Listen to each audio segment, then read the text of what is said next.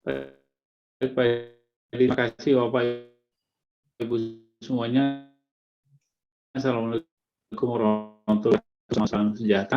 Saya mohon izin untuk share screen dulu. Suara saya cukup terdengar ya Pak ya? Ya, terdengar Pak.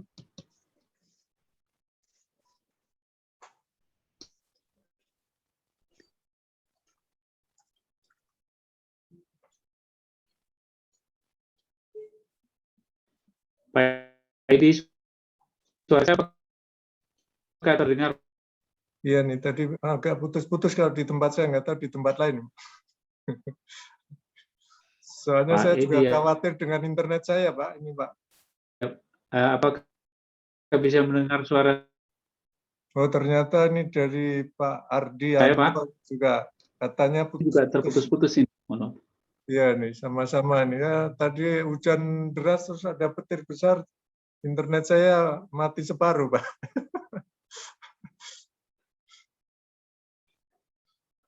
Oh, ya ini suara Pak Edi juga terputus-putus di saya. Tapi saya coba saya lanjutkan saja. Mudah saya terdengar. Mohon maaf sebentar. Saya sebentar.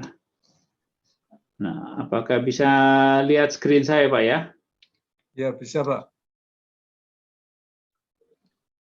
Baik. Hari ini temanya mengenai demolition work turn into disaster. Jadi berhati-hati kita kalau ada pekerjaan demolition atau dismantling bangunan terutama ataupun fasilitas begitu. Banyak hal-hal safety yang perlu kita perhatikan. Ini terjadi di Rusia, di St. Petersburg.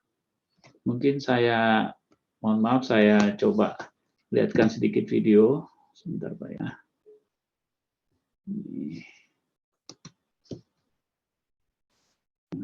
Mudah bisa terlihat sini.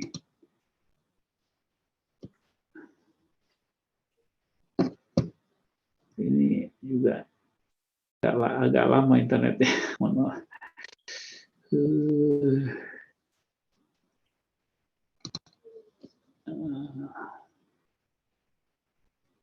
Oke, masih bisa kelihatan. Nah, ya, saya terlihat screen saya Pak ya?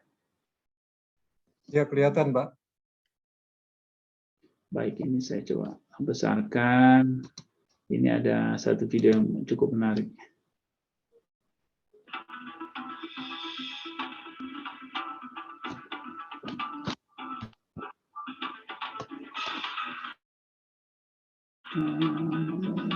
Kelihatan bukan ini.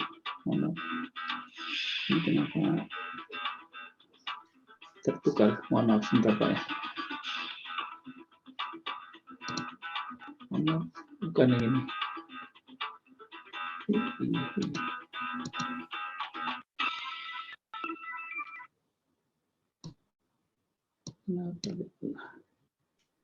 Ya, nyanyi apa sih? Saya coba sebentar Pak.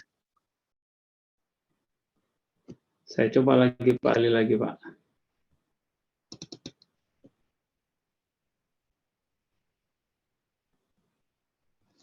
Mudah-mudahan bisa.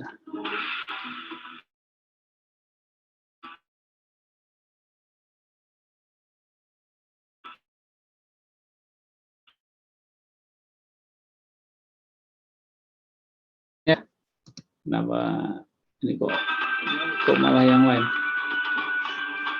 Sebentar.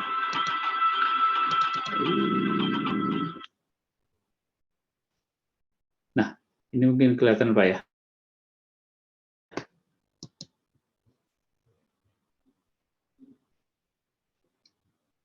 Ya, mungkin tidak begitu jelas, tapi ini ada pekerjaan seseorang memotong untuk grader gitu ya. Jadi ini ada orang di dalam sini ya, di dalam kerangkeng. Kemudian yang ini satu yang memotong dan ini kolaps. Ya. Jadi seluruh ini memang pekerjaan ini dilakukan untuk mendemolish bangunan, tapi tidak secepat ini. Jadi ini terjadi karena ada kesalahan fatal ya. Bisa terlihat Pak ya? Halo? Halo, ya Pak. Baik, saya kembalikan. Ini coba saya kembalikan ke sini. Ya ini, maaf. Ini masih sebentar. Saya matikan dulu. Saya pakai internet ini. Video saya matikan dulu. Ya, ini saya kembalikan, maaf. Ya.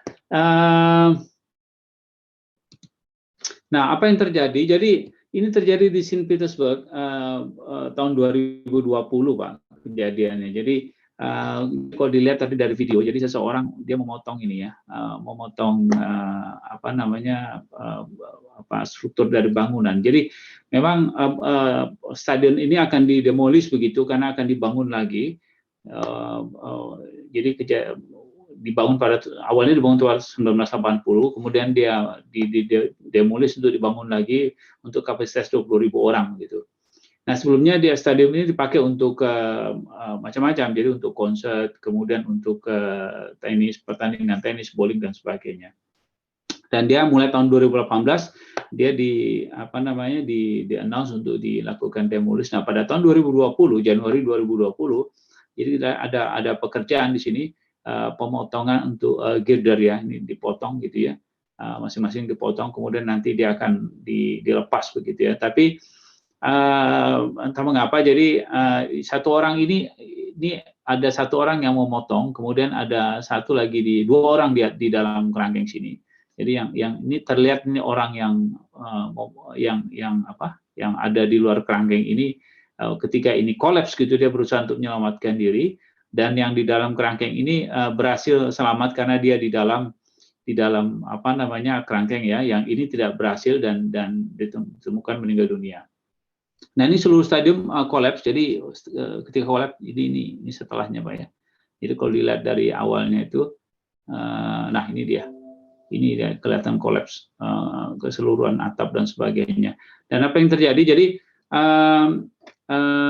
dia memotong girder ini, kemudian roofnya itu drop langsung ya seketika, dan dikatakan bahwa 80% dari dinding dan bangunan itu kolaps gitu ya. Nah, kemudian dilakukan rescue dan ditemukan satu orang yang berusaha melarikan diri ini meninggal dunia dan ditemukan di runtuhan bangunan. Nah, lesson dari kejadian ini bahwa ketika melakukan dismantling proses itu tidak diketahui apakah mereka melakukan, tidak ada evidence mereka melakukan risk assessment yang cukup begitu untuk mengidentifikasi dan mitigasi risknya, untuk mencegah terjadinya kecelakaan. Nah, yang kedua bahwa beberapa tahun sebelumnya, jadi Human Rights Watch itu mereka melakukan istilahnya itu ada riset begitu ya, mengatakan bahwa ada labor abuse di construction activity di Rusia, terutama untuk World Cup Stadium preparation ya.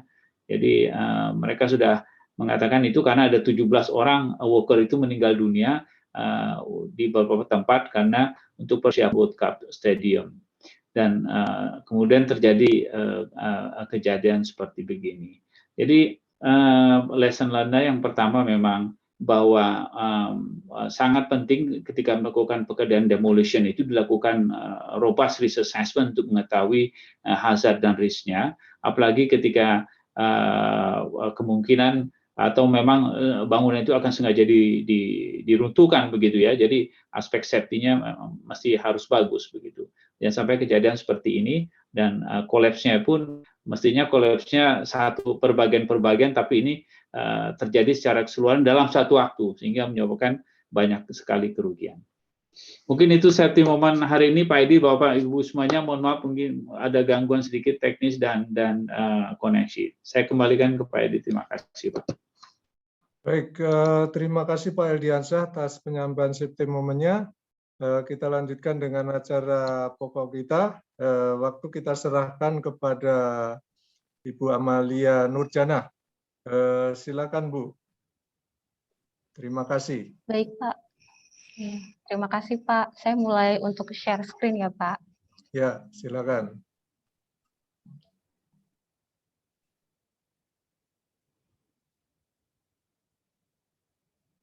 Apakah screen saya sudah terlihat Pak? Sudah, sudah. Selamat sore Bapak dan Ibu semuanya. Perkenalkan, nama saya Amalia Nurjana.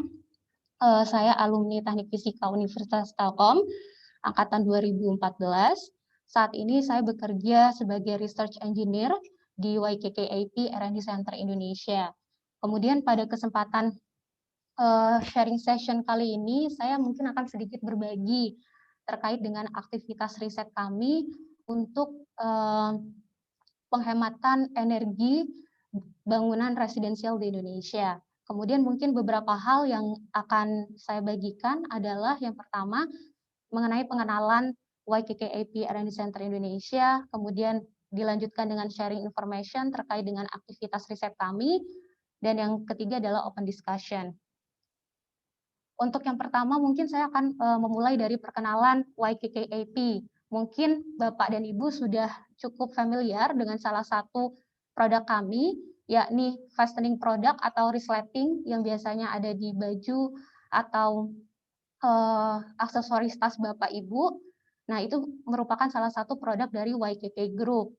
Namun produk YKK Group ini tidak hanya fastening product saja, namun kami juga memiliki produk-produk yang lain, seperti YKK-AP. A ini adalah architectural, kemudian P-nya ini adalah produk, tempat di mana saya bekerja banyak memproduksi produk-produk terkait dengan arsitektur. Kemudian anak perusahaan kami juga ada yang memproduksi atau bekerja di bidang machinery and engineering. Kemudian untuk YKK Group sendiri sebenarnya sudah tersebar di 6 wilayah dengan jumlah perusahaan sebanyak 108 perusahaan.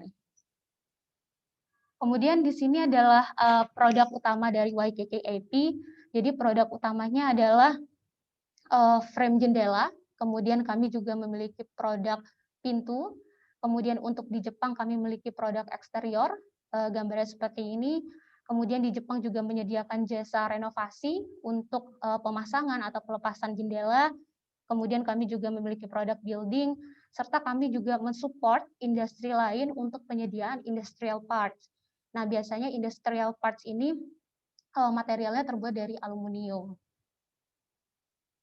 Nah, kemudian terkait dengan R&D Center sendiri, YKK-AP ini memiliki 3 R&D Center yang tersebar di 3 negara yang berbeda. Dan masing-masing R&D Center ini merepresentasikan iklim dari negaranya. Yang pertama ada R&D Center Jerman, lebih banyak melakukan penelitian terkait dengan produk jendela yang cocok untuk iklim dingin. Kemudian untuk di Indonesia sendiri, kami baru berdiri pada tahun 2018, tepatnya di bulan Agustus, dan fokus utama dari R&D Center Indonesia adalah melakukan riset dan pengembangan terhadap produk jendela yang cocok untuk iklim tropis panas lembab. Kemudian pusat dari R&D sendiri berada di Kurobe, Jepang. Kemudian ini adalah struktur dari R&D Center Indonesia. Jadi secara umum kami di sini memiliki 2 divisi utama. Yang pertama adalah Study Division, di mana saya bergabung. Kemudian kami juga memiliki Market Research Division. Nah, untuk Study Division sendiri lebih banyak berfokus untuk melakukan riset pada metode-metode yang dapat digunakan untuk melakukan penghematan energi pada bangunan. Kemudian kami juga melakukan riset terkait dengan jenis jendela yang cocok untuk iklim tropis panas lembab. Namun selain itu kami juga melakukan riset untuk data iklim. Kemudian kami juga melakukan investigasi terhadap standar dari bangunan, regulasi pada bangunan. Kemudian juga kami melakukan riset terkait dengan strategi passive design yang dapat diterapkan pada bangunan. Kemudian dalam melakukan riset kami menggunakan setidaknya 2 pendekatan. Yang pertama kami melakukan simulasi, bisa meliputi simulasi CFD, kemudian kami juga simulasi thermal, daylighting, dan sebagainya. Kemudian untuk memvalidasi model simulasi kami melakukan pengukuran lapangan. Kemudian untuk Market Research Division, lebih banyak melakukan survei ataupun analisa terkait dengan market atau produk jendela atau bisnis model terhadap distribusi sistem dari jendela. Kemudian masing-masing divisi ini juga sangat memungkinkan untuk melakukan kolaborasi dengan industri, government, maupun akademia. Kemudian hasil riset dari internal R&D Center maupun hasil riset bersama kolaborator nantinya akan menjadi masukan untuk mempropose satu produk jendela yang dapat meningkatkan kualitas hidup bagi penggunanya. Kemudian di sini adalah fasilitas riset yang kami miliki di R&D Center Indonesia.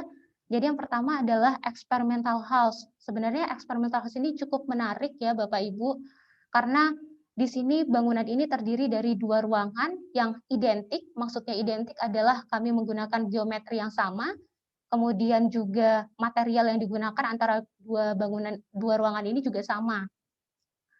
Kemudian yang menariknya adalah panel-panel yang ada di dinding ini dapat dengan fleksibel untuk dilepas ataupun dipasang. Jadi sangat mempermudah kami dalam melakukan pengujian terhadap jenis-jenis jendela, ukuran jendela, ataupun proporsi jendela. Kemudian ceiling dari bangunan ini juga dapat di-adjust sesuai dengan konfigurasi dari kasus yang akan kita eksperimenkan. Kemudian kami juga memiliki weather station untuk merekam data iklim, khususnya di daerah Tangerang, dan variabel yang kami ukur meliputi air temperature, kemudian solar radiation, wind speed, dan sebagainya. Kemudian hasil kolaborasi kami dengan universitas, kami mengembangkan solar radiation observation tower. Jadi tujuan dari pengembangan tower ini adalah untuk merekam solar radiasi sepanjang tahun. Jadi kami meletakkan piranometer atau solar radiasi atau sensor dari solar radiasi di atas sini. Kemudian di sini adalah beberapa aktivitas kolaborasi riset kami bersama government maupun akademia. Jadi pada tahun 2020 kami telah menyelesaikan collaborative research dengan topiknya adalah riset terkait dengan penghematan energi dan standar untuk middle class apartemen atau rusunami. Jadi output dari kegiatan ini adalah Tegal Eksperimental Rusun.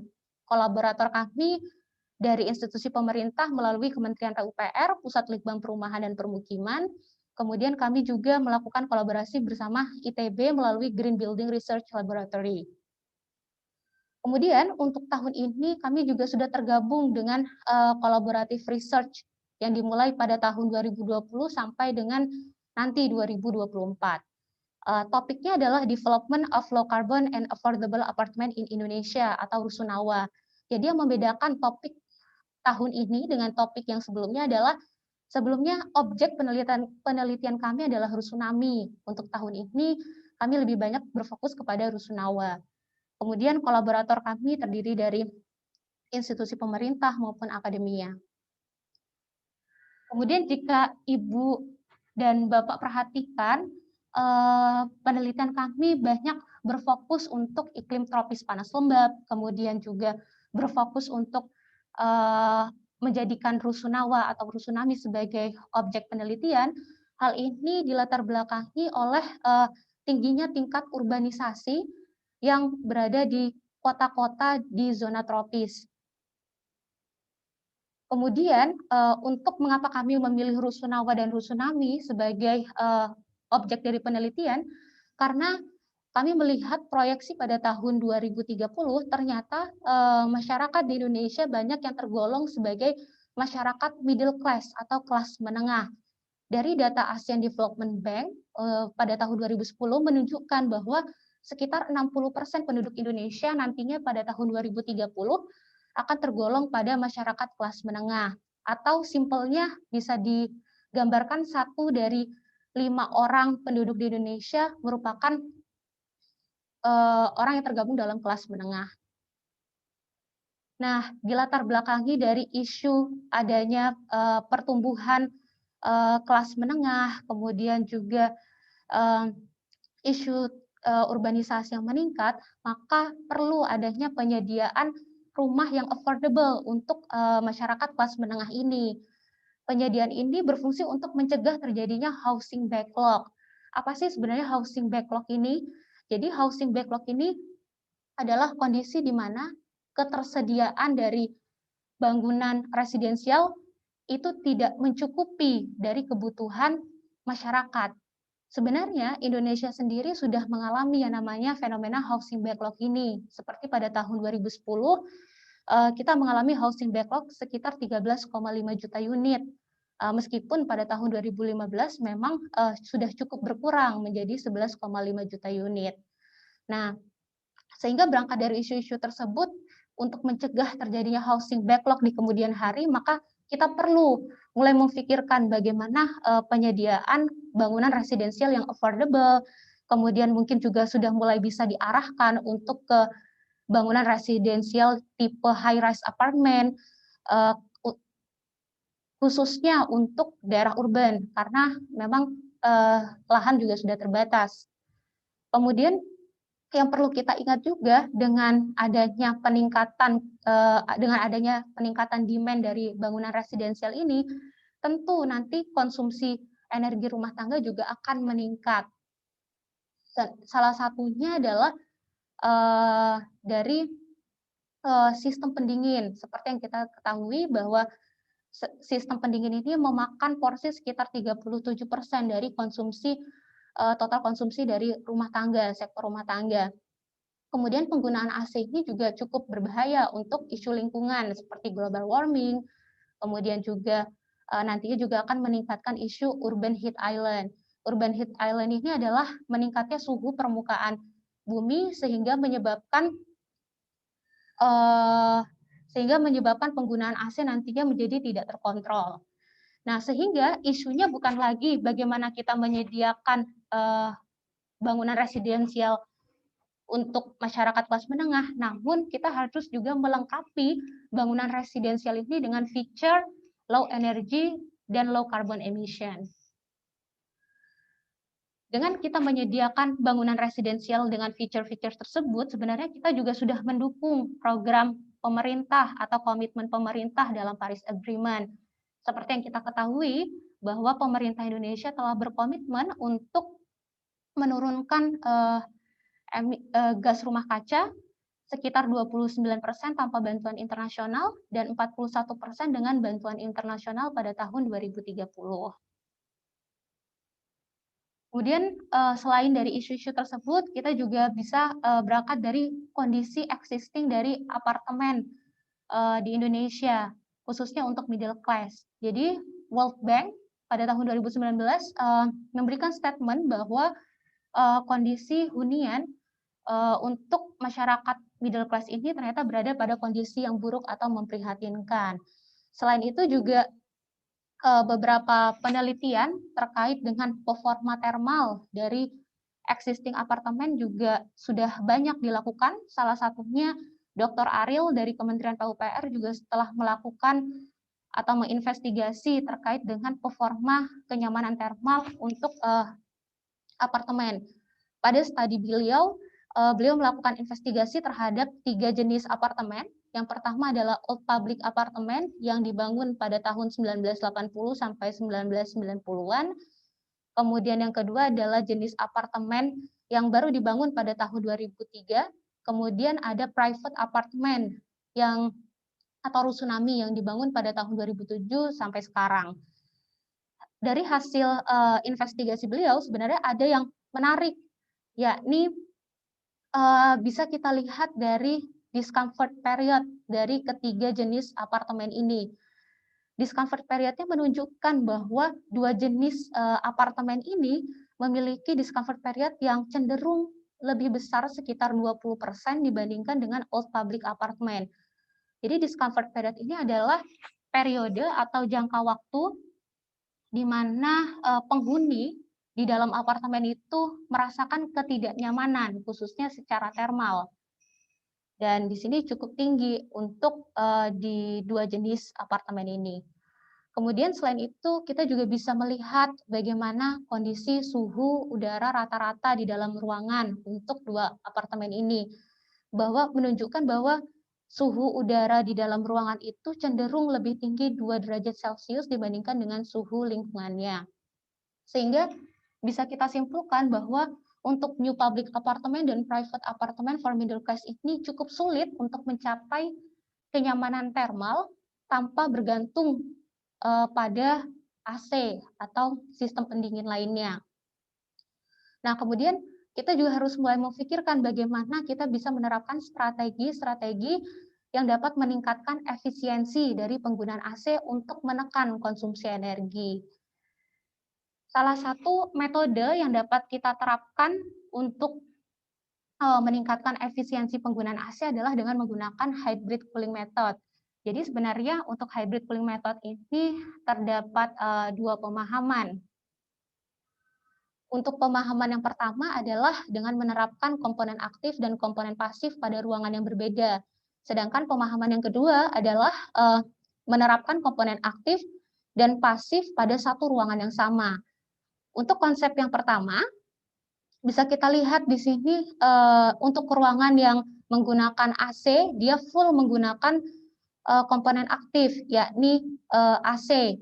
Kemudian untuk mengoptimalkan kinerja dari AC, ruangan ini juga dilengkapi dengan internal insulation.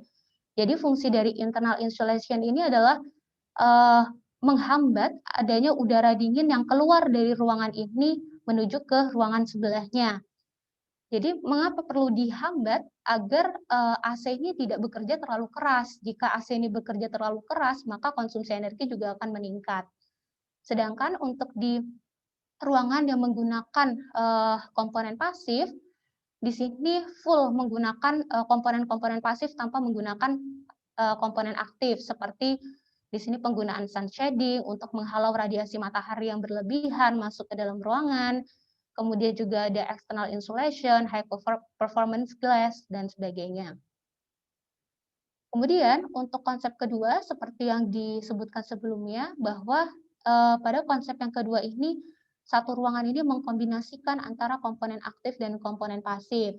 Seperti yang dapat kita lihat di sini, untuk komponen aktif yang digunakan, contohnya penggunaan AC, kemudian juga penggunaan kipas angin. Sedangkan untuk komponen pasifnya, contohnya adanya shading, kemudian juga ada efek pembayangan dari tumbuhan yang berada di lingkungan sekitar dari ruangan.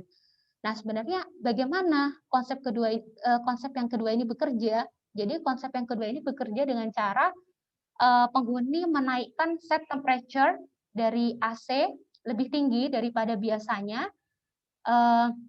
dan juga menggunakan kipas angin. Jadi penghuninya tidak perlu takut merasakan kepanasan atau ketidaknyamanan termal meskipun set temperature AC-nya dinaikkan, tapi penghuni akan tetap mendapatkan sensasi dingin dari adanya kipas angin. Dan sebenarnya dengan kita menaikkan set temperature dari AC, misalkan katakanlah 2 derajat Celcius, kita dapat melakukan penghematan energi sekitar 33%. Terlepas dari adanya dua pemahaman itu, sebenarnya hybrid cooling ini bertujuan untuk mengoptimalisasi penggunaan airspeed atau kecepatan udara di dalam ruangan. Nah, kemudian seperti kita ketahui bahwa kenyamanan termal atau human comfort itu dipengaruhi oleh beberapa faktor. Salah satunya adalah humidity, kemudian air temperature, airspeed, kemudian metabolic rate, dan sebagainya. Jadi penggunaan hybrid cooling itu sebenarnya dia melakukan modifikasi terhadap salah satu parameter ini, yakni airspeed. Jadi dengan kita melakukan manipulasi atau modifikasi terhadap salah satu faktor ini, maka kita akan dapat meningkatkan human comfort. Untuk hybrid cooling ini sendiri, dia mencoba untuk mengoptimalisasi atau memprovide airspeed yang tinggi sehingga human comfort-nya juga meningkat. Nah, kemudian hal ini juga selaras dengan salah satu metode adaptive thermal comfort yang dijelaskan di ASHRAE 55. Jadi dengan kita menambahkan atau meningkatkan kecepatan udara di dalam ruangan, maka sebenarnya kita dapat memperluas range dari indoor operative temperature yang dirasa masih nyaman untuk penghuninya. Contohnya seperti ini. Jika di luar ruangan memiliki suhu sebesar 25 derajat Celcius, seharusnya ruangan tersebut dikategorikan nyaman apabila ruangan tersebut memiliki indoor operative temperature-nya berkisar dari 23 derajat Celcius sampai dengan 27 derajat Celcius. Namun apabila kita mampu memprovide kecepatan angin 0,6 meter per second, maka kita dapat meningkatkan suhu yang masih dikatakan nyaman menjadi sekitar 29 derajat Celcius dari sebelumnya 27 derajat Celcius. Nah, kemudian bagaimana sih penerapan dari ventilasi alami ini di Indonesia dan bagaimana regulasinya? Salah satu standar yang mengatur terkait dengan pemanfaatan ventilasi alami ini adalah SNI 036572 tahun 2001. Nah, untuk SNI ini, dokumen ini menjelaskan tentang prosedur terkait dengan desain dari sistem ventilasi, kemudian pengkondisian udara di dalam bangunan. Nah, untuk SNI ini sendiri juga menjelaskan beberapa requirement terkait dengan arah dari bukaan, seharusnya mengarah kepada area yang terbuka, kemudian juga mengatur untuk requirement minimum luasan dari bukaan yang dikategorikan berdasarkan kelas dari bangunan. Contohnya apabila bangunan itu masuk ke dalam kategori 2, 3, dan 4, maka minimum bukaan yang harus disediakan adalah 5% dari total luasan lantai. Kemudian selain itu SNI ini juga sebenarnya sudah memberikan rekomendasi terkait dengan kecepatan udara di dalam ruangan. Jadi di dalam standar ini dijelaskan bahwa kecepatan udara di dalam ruangan sebaiknya kurang dari 0,25, bahkan ditekankan untuk mencapai kurang dari 0,15 meter per second. Jika kita lihat dari regulasi ini, sebenarnya regulasi ini tidak searah dengan prinsip dari hybrid cooling. Jika kita ingat sebelumnya, hybrid cooling ini lebih banyak mengoptimalisasi kecepatan angin di dalam ruangan, sedangkan rekomendasi dari regulasi ini cenderung untuk membatasi kecepatan udara di dalam ruangan. Selain itu, jika kita bandingkan rekomendasi yang kita miliki dengan negara-negara tetangga kita seperti Malaysia, Singapura, rata-rata requirement untuk airspeed ini cenderung relatif lebih kecil dibandingkan standar di Malaysia dan Singapura. Contohnya untuk di Malaysia dan Singapura, minimal kecepatan udara di dalam ruangan adalah 0,6 meter per second. Kemudian beberapa studi juga telah memberikan rekomendasi terkait dengan kecepatan udara di dalam ruangan untuk iklim tropis panas lembab. Salah satunya merekomendasikan bahwa apabila suhu udara di dalam ruangan itu kurang dari natural operative temperature, maka harusnya indoor airspeed yang disediakan adalah 0,65 meter per second. Namun apabila suhu udara di dalam ruangan itu lebih dari natural operative temperature, maka seharusnya kita mampu memprovide lebih dari 0,65 meter per second untuk indoor airspeed-nya. Kemudian bagaimana kita mencari natural operative temperature? Jadi natural operative temperature ini direpresentasikan dalam persamaan ini. Selanjutnya adalah saya akan menjelaskan terkait dengan aktivitas riset kami yang merupakan hasil kolaborasi riset bersama dengan kolaborator kami. Yang pertama terkait dengan penerapan strategi desain dari ventilasi alami untuk prototipe rusunami yang dibangun di Tegal. Jadi kami membangun prototipe untuk rusunami di Kota Tegal. Lokasinya seperti ini. Kemudian yang pertama kami lakukan untuk merancang prototipe dari rusunami ini adalah kami melakukan analisa terhadap kondisi angin di Kota Tegal sepanjang tahun, mulai dari Januari sampai dengan bulan Desember. Nah, kemudian dari hasil analisa ini kami mendapatkan dua pattern dari kondisi angin. Yang pertama adalah pattern yang kami dapatkan ketika musim hujan, kemudian untuk pattern yang kedua adalah arah angin atau kondisi angin yang kami dapatkan pada saat musim kemarau. Berhubung kami ingin mengoptimalisasi penggunaan ventilasi alami pada musim kemarau, maka kami merefer pattern yang kedua ini untuk mendefinisikan orientasi bangunan. Jadi jika kita lihat bahwa arah angin banyak datang dari arah barat daya, sehingga bangunan kami orientasikan menghadap langsung ke arah barat daya, sehingga bangunan di sini langsung menerima angin yang datang. Kemudian setelah kami menentukan orientasinya, maka kami juga menentukan layout dari prototipe Rusunami ini.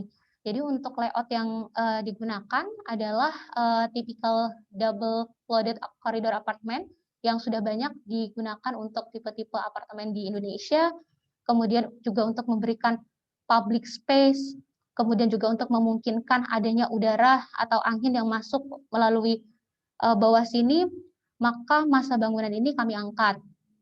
Setelah itu, kami juga ingin memberikan adanya ventilasi alami yang cukup untuk unit di bagian leeward, sehingga kami juga membuat void space. Maksudnya leeward unit ini adalah unit-unit yang tidak langsung terkena angin yang datang. Sedangkan kalau kita lihat di sini windward unit adalah unit-unit yang langsung terkena angin yang datang. Nah, kemudian setelah kami mengetahui layout yang cocok, maka kami melakukan simulasi CFD untuk mengetahui efek dari void space. Di sini kami sudah mensimulasikan beberapa kasus, kemudian mungkin untuk lebih simpelnya kita merujuk pada dua kasus ini ya. Di kasus 21 dan kasus 22, sebenarnya mereka sama-sama menggunakan atrium. Namun yang membedakan dari case 21 dan case 22 ini adalah konfigurasi dari ujung atriumnya. Untuk case 21, ujung atriumnya ini terbuka seperti ini. Sedangkan untuk di case 22, ujung atriumnya tertutup seperti ini. Kemudian dari hasil simulasi kita dapatkan bahwa optimum performance untuk sisi kecepatan udara di dalam ruangan didapatkan oleh case 22. Sebenarnya kalau kita lihat di sini untuk unit-unit yang ada di windward sebenarnya memiliki kecepatan udara yang relatif sama baik di case 2 maupun case 21. Namun di sini terjadi adanya perbedaan yang signifikan di bagian leeward unit. Jika kita lihat dengan atriumnya tertutup seperti ini, ujung atriumnya tertutup seperti ini, maka unit-unit yang ada di sisi leeward mendapatkan kecepatan angin lebih dari 0,6 meter per second. Sedangkan untuk yang ujungnya terbuka, ini kecepatan angin di dalam unitnya tidak lebih dari 0,25 meter per second. Nah, kemudian setelah kami mengetahui konfigurasi dari void space, kemudian juga dari layout dari bangunannya, kami juga mempropos unit jendela dan unit pintu yang dapat digunakan di prototipe Rusunami ini. Nah, kami melakukan beberapa simulasi, kemudian dari hasil simulasi itu didapatkan dua proposal ini yang terbaik. Nah, ini dia adalah prototipe dari Rusunami yang sudah terbangun di Tegal. Kemudian di sini adalah unit-unit dari proposal YKKAP. Jadi yang pertama di sini kami memasang sliding door. Yang membedakan sliding door ini dengan sliding door biasanya adalah di sini disediakan inlet kecil, opening kecil yang dapat dibuka tutup. Kemudian juga opening ini sudah di-attach dengan insect screen, sehingga para penghuninya tidak takut atau tidak ragu untuk membuka opening ini pada malam hari, tidak perlu takut lagi akan adanya nyamuk yang masuk, kemudian juga tidak perlu khawatir dengan adanya isu keamanan karena openingnya cukup kecil. Kemudian juga untuk setiap jendelanya juga sudah dipasang dengan insect screen. Seperti yang kita ketahui, rata-rata para penghuni ini enggan untuk membuka atau memanfaatkan ventilasi alami dari jendela, karena biasanya mereka khawatir akan adanya nyamuk yang masuk atau jenis insek yang lainnya. Sehingga dengan kita memasang insect screen ini, diharapkan penghuni sudah mulai mau untuk memanfaatkan ventilasi alami melalui jendela. Kemudian setelah itu kami juga di sini menerapkan ventilation door untuk pintu utama dari unitnya. Jadi ventilation door ini fungsinya untuk memberikan atau memungkinkan unit ini memiliki cross ventilation. Maksudnya cross ventilation ini adalah udara yang masuk melalui bukaan di bagian outer wall unit ini nantinya bisa dikeluarkan menuju ke daerah koridor melalui ventilation door ini. Kemudian juga penghuninya tidak perlu khawatir akan isu privacy karena ventilation door ini juga bisa dikonfigurasikan seperti ini, full tertutup seperti ini. Kemudian kami juga memasang wind catcher window. Jadi wind catcher window ini sebenarnya tipe jendela casement biasanya, yang biasanya adalah engselnya itu dipasang di bagian ujung-ujung. Namun di sini kami melakukan sedikit modifikasi, di mana engselnya ini dipasang di bagian tengah seperti ini. Dengan adanya modifikasi ini, ternyata tekanan udara antara inlet dan outletnya itu menjadi cukup tinggi perbedaan tekanannya, sehingga mengoptimalkan adanya udara masuk dan keluar secara lebih mudah dibandingkan dengan tipe casement biasanya.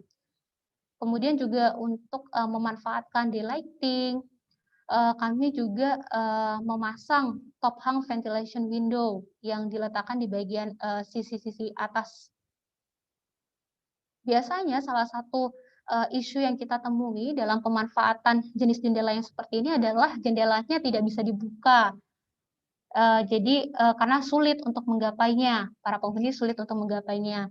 Namun di sini kami melengkapinya dengan ball chain sehingga para penghuni bisa membuka atau menutup jendela itu untuk memanfaatkan ventilasi alami. Kemudian kami juga sudah menerapkan hybrid cooling method untuk di prototipe Rusunami ini, yakni dengan menggunakan internal insulation pada ruangan yang menggunakan AC. Seperti tadi, fungsinya adalah untuk menahan adanya udara dingin yang keluar dari ruangan ini, sehingga kita dapat mengoptimalkan kinerja AC untuk tidak terlalu banyak mengkonsumsi energi. Nah, kemudian ini adalah Rusunami yang sudah terbangun pada tahun 2020. Pada tahun ini kami akan melakukan pengukuran lapangan untuk melihat performa dari unit-unit jendela dan pintu yang digunakan. Kemudian untuk 2024 direncanakan ada prototipe untuk bangunan Rusunawa. Nah, kemudian aktivitas riset yang kami lakukan juga bersama kolaborator kami terkait dengan desain ventilatif cooling dengan menggunakan radiant floor cooling system. Jadi di sini tujuannya adalah kami ingin menginvestigasi efek dari radiant cooling yang melalui lantai menggunakan PCM atau phase change material. Jadi phase change material ini adalah material yang dapat berubah fasa tergantung dengan kondisi yang diberikan. Contohnya dalam hal ini kondisinya adalah berdasarkan temperature. Jadi di sini kita memberi set point-nya 28 derajat sampai 29 derajat Celcius. Apabila suhu udara yang di sekitar PCM ini kurang dari set point 28 derajat sampai 29 derajat Celcius, maka PCM ini akan cenderung membeku fasanya. Namun apabila lebih dari itu, maka dia cenderung untuk mencair fasanya. Nah, kemudian kami melakukan investigasi di experimental house. Jadi di sini kami menggunakan geometri yang sama, material yang sama untuk di ruangan A dan di ruangan B. Namun di ruangan A ini kami menggunakan PCM untuk di ruangan A. Sedangkan di ruangan B ini tidak menggunakan PCM. Jadi kami ingin membandingkan atau mengetahui performa dari PCM ini. Jadi dibandingkan dengan base case-nya. Nah, kemudian untuk konfigurasi dari PCM-nya, jadi PCM itu diletakkan di lantai, di bawah sini. Kemudian contohnya seperti ini, jadi kami menggunakan lantai beton khusus, kemudian di sini kami menaruh PCM pada suatu wadah, kemudian wadah ini di-attach ke lantai ini. Nah, kemudian di ruangan A juga terdapat louver. Kemudian di sini juga terdapat kipas angin, di mana untuk malam hari kami membuka louvernya, kemudian kami juga mengaktifkan kipas anginnya.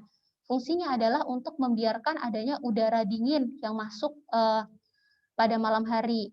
Udara dingin ini nantinya akan membuat fasa dari PCM ini nantinya akan membeku. Nah, sedangkan untuk siang hari kami menutup louvernya, kemudian kami juga mematikan fan-nya.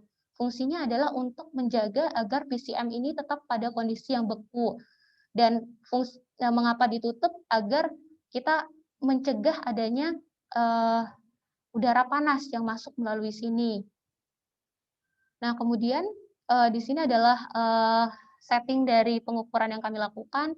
Jadi kami mengukur suhu udara, kelembapan, kemudian surface temperature, terus itu kami juga mengukur wind speed dan heat flux. Nah, dari hasil investigasi ini didapatkan bahwa ruangan A ini memiliki suhu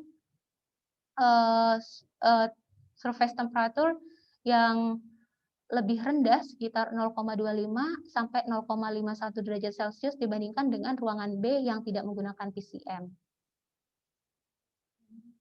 Sekian presentasi dari saya. Mungkin jika ada pertanyaan dari Bapak dan Ibu, silahkan. Baik, terima kasih Mbak Amalia yang sudah menyampaikan presentasi kegiatan penelitian tentang residential building energy saving.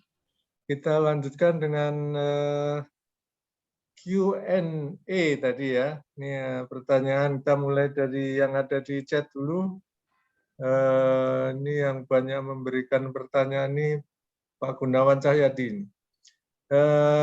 Pertanyaan yang pertama, apa benar standar SNI natural ventilation yang komplit itu sudah diterapkan di rusunawa, rusunami di Indonesia?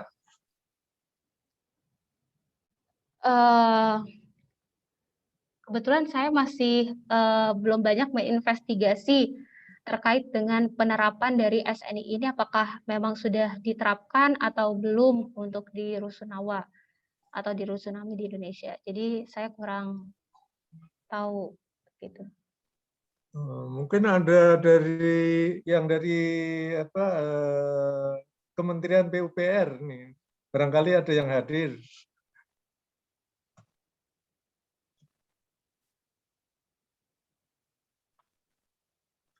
Ya kalau nggak ada ya kita lewat saja.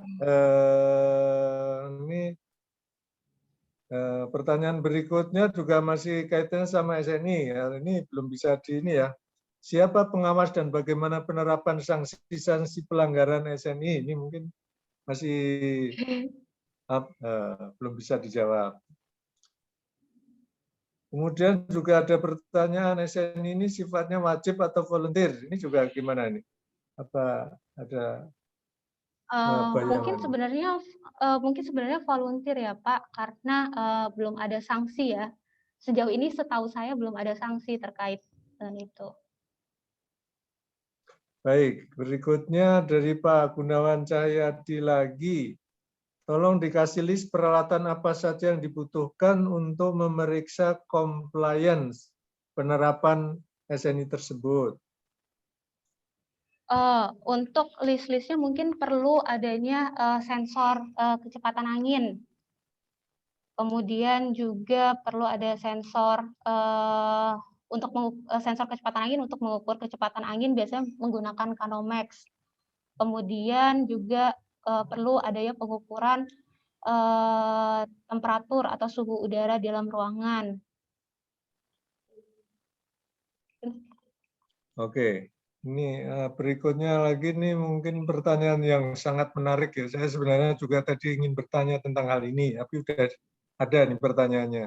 Siapa saja pihak-pihak terkait yang bersedia membiayai kolaboratif riset proyek ini? Ini jangan-jangan YKK ini kan ya.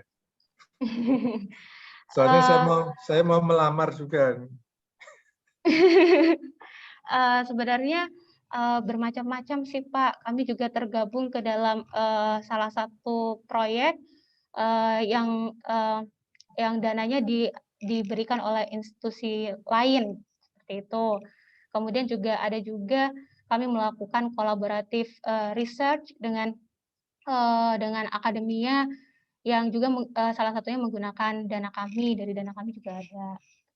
Makanya ini kan dari YKK ada budget ya untuk kegiatan ini ya. Ya, tergantung topiknya Pak. Ya makanya itu kan tadi disampaikan ada rencana 2021. Ini topiknya seperti ini. Kan dilihat nih ada banyak yang dari perguruan tinggi, ini kan atau dari calon kolaborator. Nah, kalau yang itu sepertinya mendapatkan dari salah satu institusi lain Pak, bukan dari YKKAP saja. Ya kan, makanya itu kan bisa jadi ada yang memesan tolong dirisetkan seperti ini, tapi ada juga yang YKK ada rencana kegiatan ya tahunan atau mungkin berapa tahun ke depan yang memang sudah disiapkan ini kan untuk melakukan kegiatan pasti dibutuhkan budget. Di YKK kan juga ingin ada pertanyaan-pertanyaan yang perlu dijawab dari kegiatan penelitian ya. Nah itu mungkin ya. Iya. Baik. Berikutnya dari Ibu Endang Widayati ya. Ibu Amalia untuk slide 22 contohnya gedung apartemen atau rusunami di mana? Mohon info juga sampai dengan lantai berapa yang memungkinkan pakai natural ventilation. Nah itu, nanti sebelum pertanyaan berikutnya silakan dijawab dulu. Untuk bangunan yang ada di slide 22 itu merupakan prototipe rusunami, hasil kolaborasi riset kami dengan beberapa kolaborator lainnya. Lokasinya berada di Tegal. Kemudian untuk ventilasi alami ini sebenarnya kami masih melakukan studi terbatas untuk rusunawa dan rusunawa yang bangunannya sampai dengan lantai 5. Lantai 5, baik, oke. Ya, untuk pengimplementasian untuk yang lebih tinggi lagi masih perlu dilakukan studi. Oke. Pertanyaan berikutnya lagi untuk slide nomor 25. Low carbon building yang sudah dibangun di mana ya Bu? Harga per unit berapa? Kemudian kalau low carbon building, ya Pak. Ini mungkin nanti saya baca lagi aja lanjutannya nih slide 26 nih. Ini yang slide 25 dulu aja nih. Sampai harga per unit. Harga per unit apa? Bangunan atau ya, harga? Ini low carbon building yang sudah dibangun di mana? Kemudian harga per unit berapa? Barangkali ya memang mau menanyakan harga per unit bangunannya itu. Untuk low carbon building mungkin lebih banyak, setahu saya sudah banyak diimplementasikan di Singapura. Kalau di Indonesia saya masih belum mendapatkan infonya. Untuk harganya sendiri per unit saya masih juga kurang tahu. Oke. Ya ini kan pertanyaan dari macam-macam gitu ya. Oh ini kan bisa menjadi feedback gitu ya. Walaupun kita peneliti tapi kan juga mungkin perlu juga itu. Ini ternyata ditanyakan harga seperti itu. Berarti wah ini berikutnya lagi harus mencari tahu lebih banyak di YKK. Berikutnya ini masih Ibu Endang Widayati ya. Ini slide 26. Mohon penjelasannya Bu. Apa itu PCM? Nah ini yang phase change material ya. Jadi PCM ini adalah material yang dapat berubah fasa, Bu. Jadi berubah fasa itu dalam artian bisa dari cair menjadi beku atau dari beku menjadi cair seperti itu, tergantung dari kondisi lingkungannya. Contohnya untuk PCM yang ada di sini yang digunakan dalam penelitian ini, PCM ini memiliki set point temperaturnya 28 sampai 29 derajat Celcius. Jadi apabila suhu udara di luar ini lebih dari 28 atau 29 derajat Celcius, maka PCM ini berubah fasanya menjadi cair. Sedangkan apabila suhu di sekitar PCM ini kurang dari 28 atau 29 derajat Celcius, maka PCM ini cenderung menjadi lebih beku, seperti itu. Baik, dari ini Pak Ardi Antoni menanyakan material PCM-nya itu pakai apa ya? Sebentar Pak, untuk itu nanti saya konfirmasi dulu ya Pak. Nanti Oke, saya baik. akan jawab terakhir. Ya, baik. Berikutnya dari Pak Adi Rohadi, Listrindo Energi. Tentang PCM, apakah lifetime material ini dipengaruhi oleh satu faktor? Pembangunan di Bekasi Utara banyak konsentrasi ke apartemen dan rumah susun. Temperatur di sini 30 sampai 36 pada siang hari. Atur nuhun. Nah, ini temperatur misalnya 30 36 apakah mempengaruhi umur guna dari material PCM? Oh, oke. Setahu saya PCM itu dapat dipesan atau dibuat dengan set point temperature yang dari penggunanya, Pak. Jadi kalau dalam case kami menggunakan meminta untuk PCM itu berada untuk set point-nya di 28 sampai 29. Namun jika itu akan diimplementasikan pada suhu udara yang berbeda, maka itu bisa dibuat sesuai dengan menyesuaikan dengan suhu udara di lingkungan tersebut. Baik. Kalau ada pertanyaan tentang harga lagi tentang PCM gimana? Itu ada informasinya nggak? Gimana nih saya mau pasang PCM? Saya belum ada informasi Oke, Pak ini terkait harga kalau di PCM. masyarakat tuh harga itu sangat penting, sangat sensitif. Baik, kita lanjut lagi pertanyaan dari Pak Novin Aliyah, Pak Novin atau Bu Novin ini ya. Berapa biaya untuk penerapan pembangunan gedung seperti itu? Ini kan pertanyaan tentang biaya lagi dibandingkan dengan bangunan biasa, lebih mahal mana? Sepertinya untuk secara garis besar mungkin lebih mahal dari bangunan yang seperti yang ada prototipe tsunami, karena mungkin di situ ada penggunaan material seperti insulasi internal gitu ya Pak. Kan itu juga sudah berbeda gitu dengan bangunan-bangunan yang biasanya. Jadi mungkin ada penambahan cost di situ sih, penggunaan material-material seperti itu. Ya, penambahan material kan mungkin ini ya apa investasi yang harus ditambahkan. Tapi kan misalkan tadi dampaknya di penghematan energi. Penghematannya betul sekali Jadi Pak. kan mungkin AC-nya menjadi apa lebih ringan, bayar listriknya lebih Konsumsi energinya lebih ringan. penekanannya barangkali di aspek seperti itu barangkali. Iya Pak, benar sekali. Terima kasih Pak. Kemudian dari Pak Tanjung Pasar Ibu nih, alasan apa standar udara kecepatan udara yang di SNI rendah dibandingkan negara lain?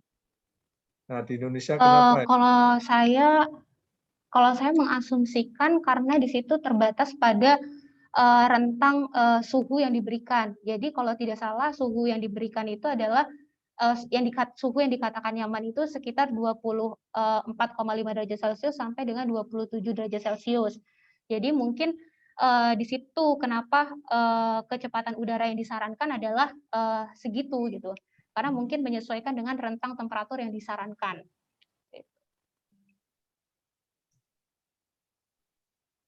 Baik, berikutnya dari Jelita Farm. Sistem desain jendela minimalis ini apa tidak rawan air masuk? Karena curah hujan di Indonesia tinggi sekali dan desain rumah minimalis yang diterapkan di Indonesia rawan bocor.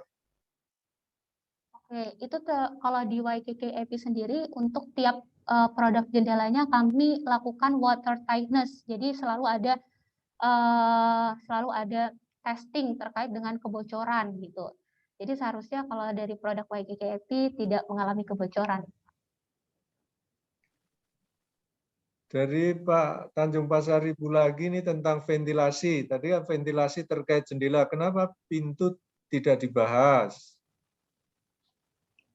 Oke, sebenarnya tadi untuk pintu kami sudah memberikan salah satu desain yang dapat digunakan untuk pintu yang dapat digunakan sebagai ventilasi salah satu media ventilasi alami. Contohnya seperti yang tadi mungkin bisa saya tampilkan slide-nya ya Pak. Ya.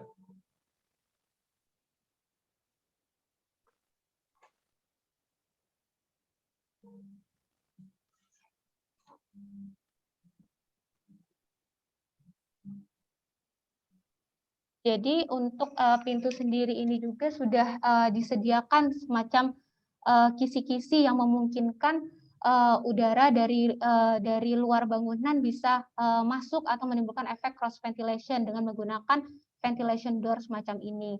Jadi sebenarnya sudah dimasukkan ke dalam proposal unit pintu untuk mengoptimalkan ventilasi alami. Seperti itu, Pak. Baik, berikutnya dari Pak atau Bu Kia ini. Apakah ada persyaratan tambahan atau khusus untuk menerapkan konsep energy saving building di lingkungan industrial? Sebenarnya persyaratannya itu lebih banyak. Kalau saya tadi hanya membahas terkait dengan bagaimana energy saving ini bisa dicapai dengan peningkatan suhu udara di dalam ruangan. Namun dengan modifikasi terhadap material yang digunakan, kemudian juga bagaimana kita menggunakan komponen-komponen pasif atau pasif design di dalam bangunan, itu juga merupakan faktor-faktor yang penting dalam meningkatkan penghematan energi.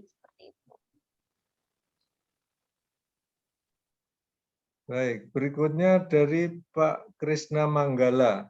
Izin bertanya, apakah dari proyek ini juga dilakukan asesmen project risk, seperti misalnya risk interdependencies terhadap sejumlah constraint?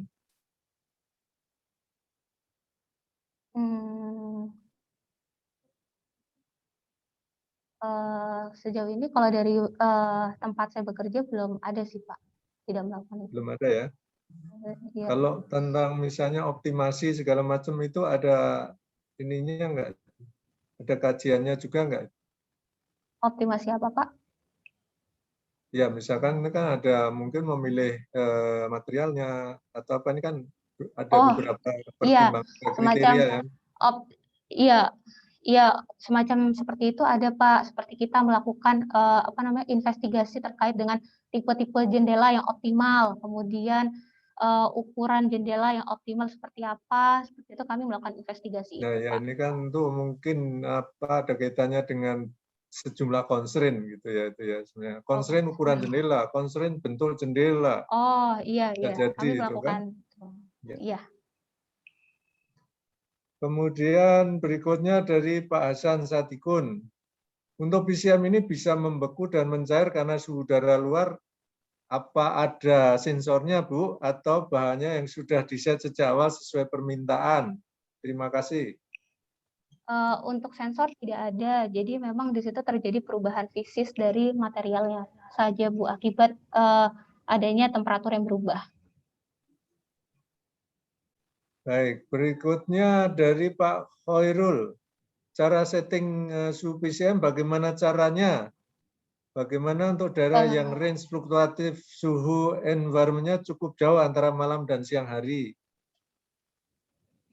Untuk settingnya itu sendiri kami langsung dari produsennya, Pak. Jadi kami cuma melakukan permintaan, kami ingin set point temperaturnya berapa, kemudian nanti sudah dikirimkan dalam seperti itu materialnya. Jadi Kalau saya kurang begitu pertimbangan tahu untuk settingnya. pertimbangan siang dan malam bagaimana? Tadi kan ada misalnya untuk temperatur 28 sampai berapa tadi misalkan. Itu mungkin siang hari ya. Untuk Nah, kan mungkin ada malam pertimbangannya dari harinya. suhu. Jadi mungkin pertimbangannya adalah suhu di siang hari ya Pak ya. Jadi di situ misal diambil dari suhu rata-rata pada siang hari. Misalkan untuk daerah sekitar kita misalnya 28 sampai 29 derajat Celcius, maka pertimbangannya seperti itu suhu di siang hari. Karena jika di bawah dari itu kan mungkin pada malam hari cukup dingin. Malah itu sebenarnya menguntungkan karena kita dapat menyimpan angin dingin, hawa dingin itu di PCM menjadi membeku gitu. Baik, berikutnya dari Pak Awal Sahrani. Apakah pengaruh jenis bahan dinding terhadap temperatur ruangan dalam bangunan? Pengaruhnya adalah bagaimana material itu bisa menghantarkan panas atau jika misalkan material itu konduktivitasnya tinggi, maka nanti suhu di dalam ruangan cenderung menjadi lebih tinggi karena panas dari luar akan merambat dengan mudah masuk ke dalam ruangan seperti itu. Jadi jika kita memilih bahan material, diusahakan adalah material yang konduktivitasnya rendah. Baik, berikutnya dari Pak Dinta Wijaya. Saya membaca di internet, material PCM memiliki densitas, spesifik heat, dan thermal conductivity yang tinggi untuk meningkatkan performa thermalnya untuk bangunan high-rise building. Keuntungannya dapat dilihat jelas dari segi penghematan, tapi untuk residen atau low-rise building, apakah investasi pada material ini cukup menguntungkan ya Mbak? Mengingat performa thermalnya juga tidak signifikan high-rise building. Oh, sebenarnya kami melakukan investigasi terhadap pemanfaatan PCM itu di bangunan yang experimental house. Experimental house ini menunjukkan tipikal bangunan rusunawa ataupun rusunami atau residential building di Indonesia. Jadi memang dari hasilnya memang 0,2 sampai 0,5 itu memang kelihatannya cukup kecil, namun itu terhitung lumayan gitu Pak. Kalau dalam dalam fisika bangunan menurunkan 0,2 sampai 0,5 derajat Celcius seperti itu sih Pak. Baik, berikutnya dari Pak Mufidah. Untuk objek studi yang digunakan dalam pengukuran mempunyai orientasi dinding samping yang berbeda. Apakah ini tidak mempengaruhi perolehan thermal di dalam ruangan? Artinya dengan beda orientasi dinding, apa hasil temperatur bisa langsung dibandingkan? Sambil menunggu pertanyaan lagi nih tadi. Silakan yang mau bertanya. Bisa diulangi Pak untuk pertanyaan terakhir? Ini untuk objek studi yang digunakan dalam pengukuran mempunyai orientasi dinding samping yang berbeda. Apakah ini tidak mempengaruhi perolehan thermal di dalam ruangan? Artinya dengan beda orientasi dinding, apa hasil temperatur bisa langsung dibandingkan? Iya, sebenarnya benar yang tadi disampaikan oleh Bapaknya bahwa orientasi dindingnya ada yang berbeda gitu kan. Contohnya nanti di ruangan A akan cenderung jauh lebih panas karena bagian dindingnya langsung menghadap ke arah barat gitu. Jadi cenderung lebih panas gitu. Namun selama ini mungkin itu nanti akan menjadi masukan bagi kami Pak, karena selama ini kami selalu membandingkan dua ruangan tersebut. Baik, ini sambil nunggu pertanyaan muncul ya. Ya, saya bertanya ini. Kalau di YKK dan program-program kolaborasi dengan institusi lain itu dalam setahun ada berapa topik ini yang dikerjakan? Ada. Untuk tahun ini masih ada satu Pak. Namun kami juga sekarang sedang berdiskusi untuk topik-topik lainnya bersama universitas lain, namun masih belum mencapai agreement seperti itu, Pak. Namun kami terbuka, mungkin jika Bapak memiliki proposal untuk berkolaborasi, mungkin kita bisa berdiskusi, Pak. Nah ini makanya ini kan yang mungkin ingin tahunya itu sebenarnya inisiasi kolaborasi itu munculnya seperti apa? Apakah dari pihak luar mengontak YKK atau mungkin YKK mencari partner, mengumumkan nih saya perlu. Nah ini itu gimana? Biasanya kami biasanya ada yang mengajukan proposal Pak terhadap kepada kami, biasanya dari kolega-kolega kami gitu ya Pak ya. Itu mengajukan proposal seperti itu. Kemudian dari proposal itu kami berdiskusi dulu, semacam seperti itu sih Pak. Baik, Biasanya pendekatannya seperti itu. ya, ini ada pertanyaan muncul lagi. Pak Dinta Wijaya ya, setting jendela untuk bangunan perlu mengkombinasikan performa thermal, visual, dan IAQ ya, indoor air quality ya, IAQ Mbak. Apakah penelitian ini juga sudah mencakup ketiga komponen tersebut ya, terutama untuk performa visual menggunakan daylight atau memang dibatasi fokus pada thermal dan IAQ?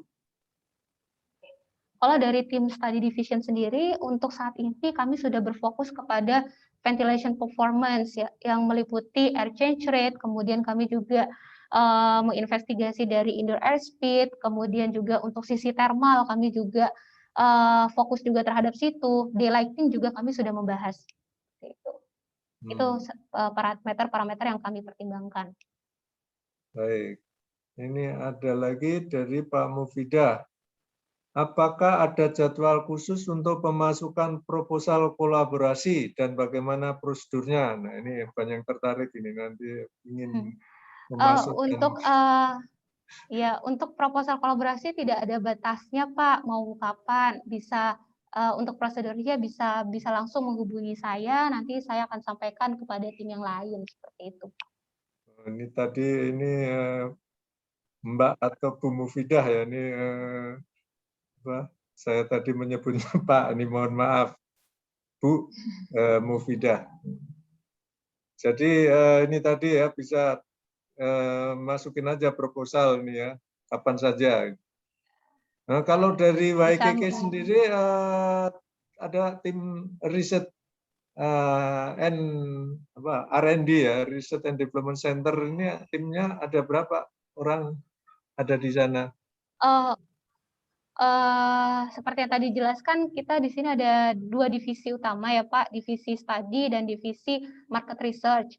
Untuk market research sendiri sekarang ada 2 orang, kemudian untuk tim study ada saya dan Dr. Andang. Ada 2 orang ya? Jadi, ada 2 orang untuk R&D Center Indonesia. Kemudian kami juga untuk tahun ini baru saja memiliki divisi baru sebenarnya, Product and Development. Di Product and Development juga ada 3 orang. Jadi Product and Development ini nantinya akan lebih banyak mengeksekusi dari hasil tim study seperti itu. Kalau apa yang ini udah muncul lagi pertanyaan nih, saya nggak jadi ini. Menurut pengamatan Ibu nih dari Pak Juara Mangapul Tambunan, menurut pengamatan Ibu permintaan konsumsi energi di Indonesia di 5 tahun ke depan paling banyak ada di sektor mana, Bu? Mungkin salah satu yang paling utama industri ya Pak. Kemudian juga sektor bangunan juga sangat memungkinkan untuk menjadi yang memiliki salah satu konsumsi yang terbesar. Kalau saat ini industri bangunan atau sektor rumah tangga ini mengkonsumsi berada di peringkat ketiga dalam total konsumsi energi seperti itu. Baik. Silakan, ini ada pertanyaan nih, mungkin saya lanjut berbincang-bincang saja itu ya. Jadi cuma 2 orang tadi yang di R&D Center ya? Tim study. Oh, tim ya, study. Untuk tim study-nya Oke. Wah, ini ya. tim study. Nah, itu memang sudah cukup ya segitu. Artinya program dari YKK sendiri itu untuk setiap tahunnya itu dengan 2 personil ini sudah nggak diperlukan tambahan lagi ya? Nih. Saya sekedar bertanya aja, barangkali masih diperlukan kan nanti, wah ini banyak yang lamar nih di antara yang hadir. Iya Pak. Sebenarnya karena masih baru berdiri, kami kan terhitung masih baru ya Pak, untuk R&D Center di Indonesia itu baru dimulai tahun 2018. Jadi sekarang sih masih ada 2 Namun mungkin ke depannya juga mungkin akan ada tambahan personil seperti itu. Tapi masih belum ada perbincangan ke sana sih, Pak. Oke, makanya itu ini untuk apa jaga mencari tahu kan bisa keep in touch ini kan dengan Mbak Amalia ini kan bisa nanya-nanya. Ini dari Pak Arif Sawaladi. Energy saving yang sudah dilakukan Ibu Amalia apakah sesuai dengan standar Energy Management System ISO 50001? Kebetulan untuk ke situ kami masih belum menuju ke merefer ke ISO seperti itu ya Pak ya, karena kami selama ini lebih banyak masih melakukan pendekatan dari strategi desain pasif, komponen-komponennya seperti apa, masih seperti itu sih Pak. Baik, ini tiba-tiba muncul beberapa pertanyaan dari Ibu Ina Rahmi. Apakah YKK juga meriset tentang smart building atau intelligence building untuk menghemat energi bangunan? Wah, ini bisa ini untuk yang kedepannya lagi. Ini yang aktif building control system nih. Iya benar. Kalau untuk di R&D Center sendiri sebenarnya masih belum ada untuk di R&D Center Indonesia. Namun salah satu produk dari YKK AP ada jendela yang bisa bergerak secara otomatis berdasarkan sensor tertentu, tapi itu tersedia di YKK AP Jepang. Belum Jadi masuk. sangat mungkin untuk mengarah ke arah sana. Ya. Tapi untuk di R&D Center Indonesia masih belum ke situ saat ini, tapi sangat memungkinkan. Belum dijual ya itu ya, jendelanya yang smart tadi ke Indonesia belum ya? Belum, masih ada di Jepang, Pak. Masih di Jepang. Oke. Ini dari Pak Khalid Maulana. Assalamualaikum warahmatullahi wabarakatuh. Untuk tim produk dan divisi baru, apakah perlu talent yang bisa join, Bu? Nah, ini pertanyaan nomor 1. Ini makanya ini langsung pada menggali-gali tanya-tanya. Kalau dari product development sendiri saat ini background dari personilnya adalah arsitektur. Kemudian untuk dari tim study, Dr. Andang S1-nya arsitektur ITB, kemudian untuk S3-nya building science, seperti itu, lebih banyak ke building science. Kalau saya sendiri dari teknik fisika, seperti itu. Ya, oke. Kemudian masih Pak Khalid lagi, sertifikasi apa yang diperlukan untuk menjadi salah satu naker di research center? Nah, ini pada tertarik loh ini, pada daftar ke YKK R&D Center. Mungkin sertifikasi terkait dengan green building, mungkin itu juga sangat menjadi added value seperti itu. Oh, green building ya, oke. Berikutnya dari Pak Dasrianto ya. Tanya Ibu, apakah syarat building energy saving untuk SDM perlu ada sertifikasi atau tenaga ahli tertentu dan peluang seperti apa ke depan energy saving ramah lingkungan? Terima kasih. Kalau tidak salah untuk energy saving untuk terkait dengan green building ini sebenarnya sertifikasinya sudah banyak, misalkan dilakukan oleh GBCI, Green Building Council Indonesia, seperti itu. Ada tahapan sertifikasinya pun juga rasanya juga sudah ada Greenship Associate, kemudian ada Greenship Profesional, seperti itu sih. Baik, berikutnya dari Pak Rizal Faris. Ini ada NIM-nya 233200010. Izin bertanya, parameter kategori bangunan low cost seperti apa ya? YKK ini kan yang produksi kusen aluminium. Terima kasih. Ini ada yang mau beli aluminium juga. Iya Pak, benar. YKK AP ini salah satu produknya juga kusen aluminium, frame jendela dari aluminium, seperti itu. Terus untuk kategori bangunan low cost ini contohnya seperti rusunawa yang biasanya disewakan oleh pemerintah atau bangunan residensial yang disewakan oleh pemerintah, kemudian juga rusunami seperti itu.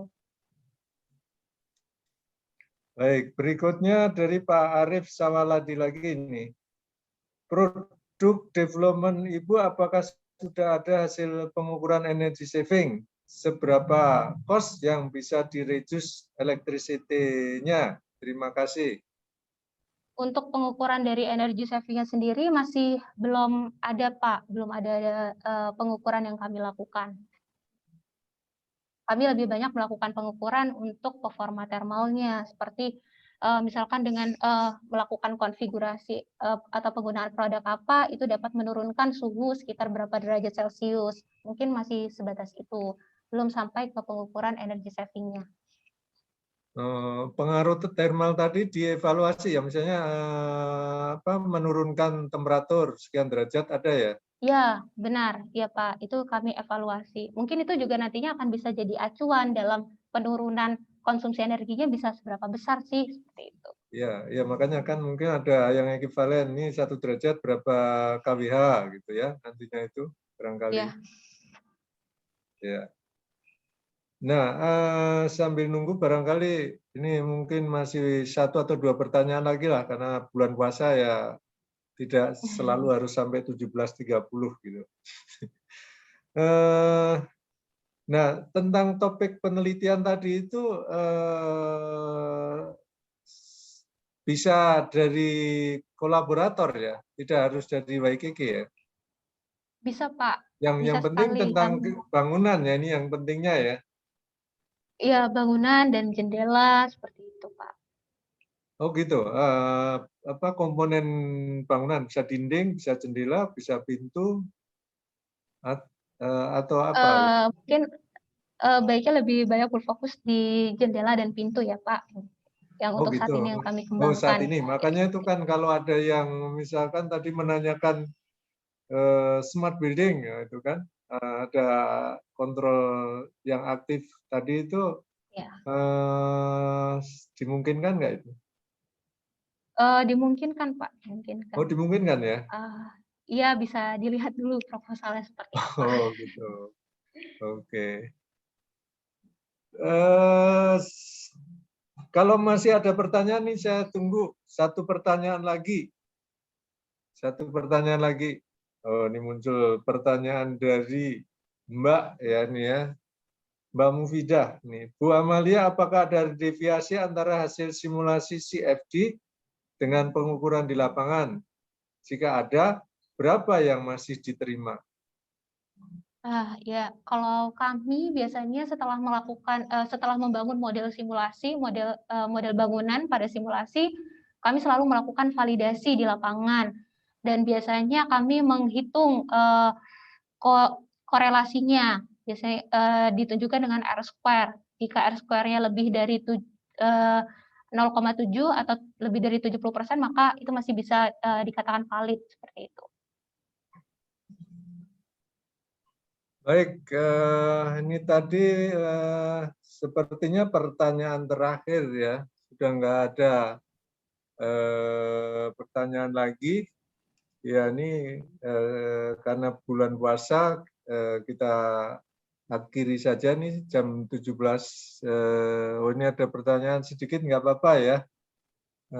Ini tentang kampus mana saja. Tadi sebenarnya sudah ditampilkan ya. Pertanyaan dari Pak Gunawan Cahyadi ini, dengan kampus mana saja sudah kolaborasi? Mohon diulangi lagi. Ya, untuk saat ini sudah dengan ITB, kemudian dengan kampus-kampus yang ada di Jepang, juga Hiroshima University, juga kami melakukan kolaborasi seperti itu. Kemudian untuk proyek yang lebih besar lainnya, kami juga sudah berkolaborasi dengan UPI, kemudian Universitas Brawijaya, ITS. Oke, kan ini. Terus kemudian proposalnya dikirim kemana? Nah ini sudah banyak yang ingin berkolaborasi.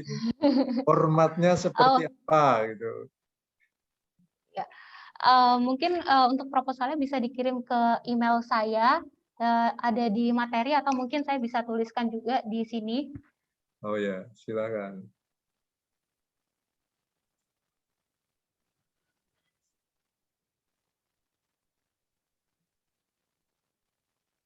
Nah, untuk formatnya sendiri sebenarnya dari kami tidak ada format bakunya seperti apa, asalkan dari proposal itu kami sudah bisa mendapatkan gambaran yang jelas terkait dengan isi proposalnya, kemudian juga mungkin sudah ada estimasi budgetnya seperti apa, metode-metode yang digunakan seperti apa, mungkin seperti itu sih Pak.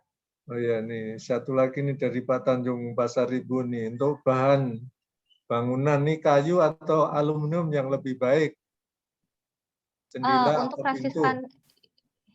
Untuk resistansi terhadap kondisi lingkungan luar memang lebih baik aluminium, karena kalau aluminium tidak gampang lembab kemudian sebagainya. Tapi mungkin di situ aluminium juga konduktivitas termalnya juga perlu diperhatikan. Jadi pemilihan aluminium pun kita perlu memperhatikan konduktivitas termal yang rendah seperti itu.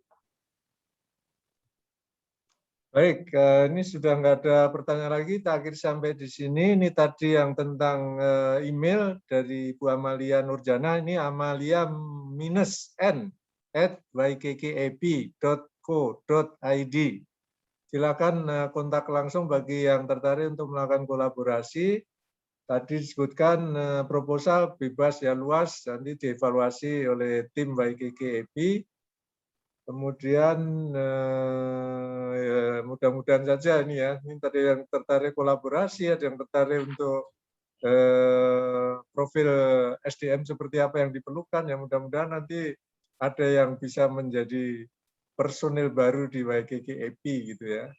Dan Iya, kemudian Pak. yang kolaborasi ini apa kegiatan penelitiannya juga menjadi semakin banyak.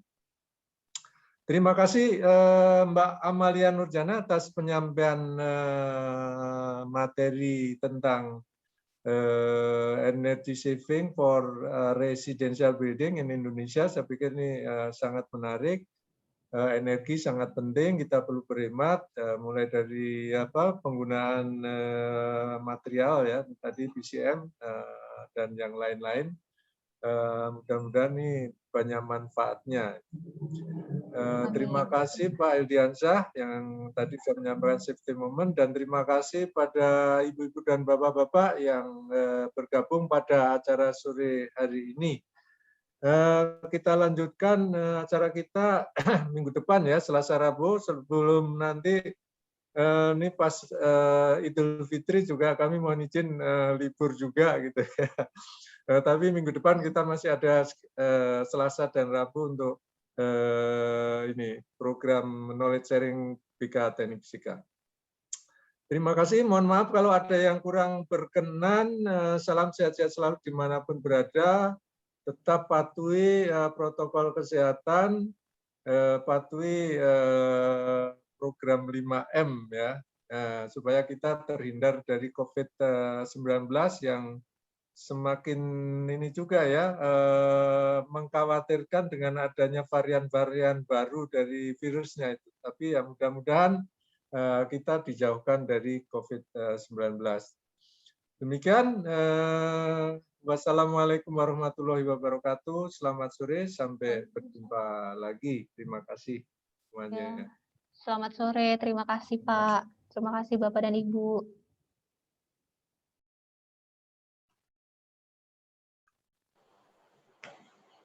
Terima kasih Pak Edi. Ya, terima kasih semuanya. Terima kasih Pak Edi. Ya, terima kasih Pak Rudolf. Bikin live ya. Ya Pak. Pak Hermanto, Terima kasih, Pak Edi. makasih. Terima kasih Pak Edi. Pak Dasrianto, makasih semuanya.